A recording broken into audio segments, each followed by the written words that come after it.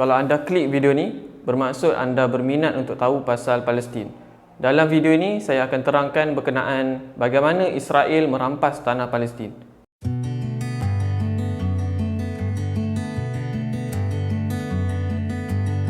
Palestin ni dulu merupakan sebuah negara di bawah Empayar Turki Osmaniyah.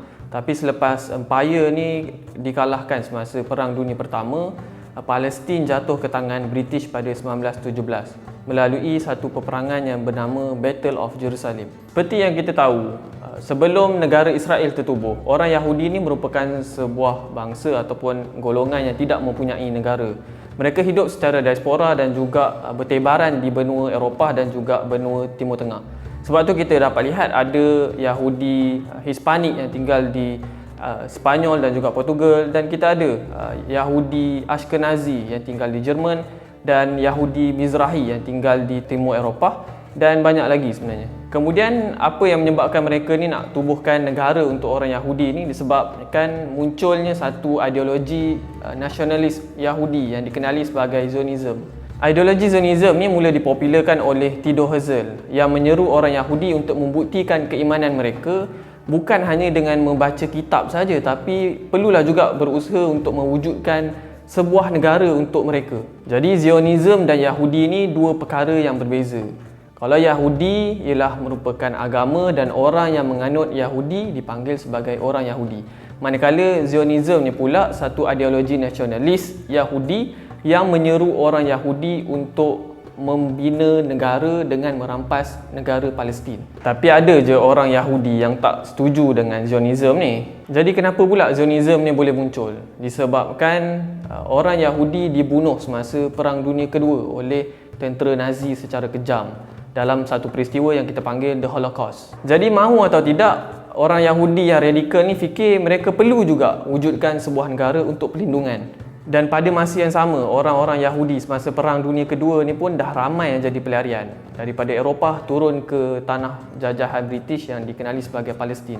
Keadaan menjadi lebih rumit apabila Perang Dunia Kedua tamat pada 1945. Lepas Perang Dunia Kedua, British sangat aktif dalam aktiviti dekolonialisasikan kawasan jajahan mereka. Maksudnya, mereka nak memerdekakan kawasan-kawasan yang mereka jajah. Jadi muncullah 1000 persoalan dan masalah dekat Palestin. Macam mana? Apa kita nak buat dengan orang Yahudi yang ramai-ramai dekat Palestin ni? Untuk menyelesaikan permasalahan ni, United Nations ataupun Pertubuhan Bangsa-Bangsa Bersatu mengeluarkan satu cadangan.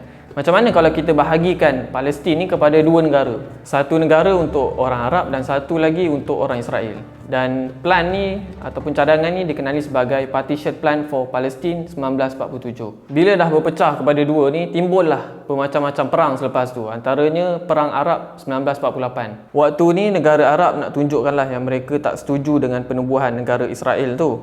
Negara macam Mesir, Jordan, Iraq, Syria, Lebanon, Saudi Arabia dan juga Yaman bergabung tenaga untuk melawan Israel. Tetapi mereka kalah juga disebabkan tidak boleh melawan senjata dan strategi Israel pada waktu ketika itu. Kesan kemenangan daripada Perang 1948 ni, Israel mengisytiharkan kemerdekaan negara mereka. Nampak lebih legit lah sebab negara mereka boleh menang perang. Dan negara seperti Kesatuan Soviet dan Amerika pun mengiktiraf negara Israel ni. Kemudian isu sepadan Israel ni, mereka mengembangkan lagi sepadan mereka setelah mereka memenangi satu lagi perang yang sangat signifikan dalam isu sepadan Palestin Israel ni pada 1967. Perang ini dikenali sebagai Six Day War di antara Israel dengan negara-negara yang bersepadan dengannya, iaitu Mesir, Syria, Jordan, Iraq dan juga Lebanon.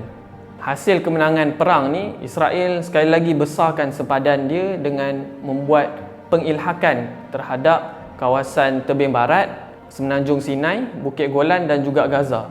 Pengilhakan ni maksudnya ambil alih wilayah atau ambil alih negara secara paksa. Bahasa Inggeris dia annexation. Jadi selepas apa yang berlaku masa 1967 ni, rakyat Israel makin hari makin banyak dan Israel mula bina kawasan penempatan mereka dekat Gaza dan juga kawasan tebing barat dengan lebih pesat lagi selepas itu.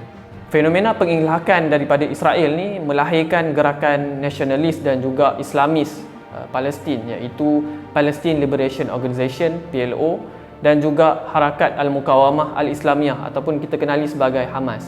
Antara PLO dan juga Hamas, PLO ni terkenal dengan pendekatan politik mereka yang lebih bersederhana berbanding dengan Hamas. Semasa 70 hingga 90-an, PLO ni banyak buat usaha-usaha diplomasi dengan Israel untuk mencapai persefahaman. Natijahnya, termeterailah perjanjian di antara PLO dan juga Israel pada 1993 dan 1995 yang dikenali sebagai Oslo Accord. Antara kandungan Oslo Accord ini ialah Israel akan mengiktiraf PLO sebagai kerajaan interim Palestin. Tapi perjanjian ini sebenarnya tidaklah membawa maksud yang Palestin ini akan menjadi negara yang bebas.